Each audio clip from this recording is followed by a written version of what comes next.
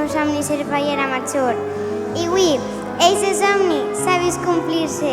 Vull felicitar a la meva falla per la celebració d'aquests 25 anys.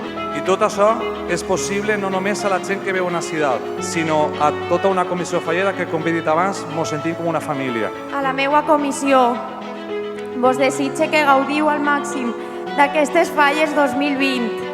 Que visquen les falles, que visca Carcaixent i que visca la falla, pes de la fulla!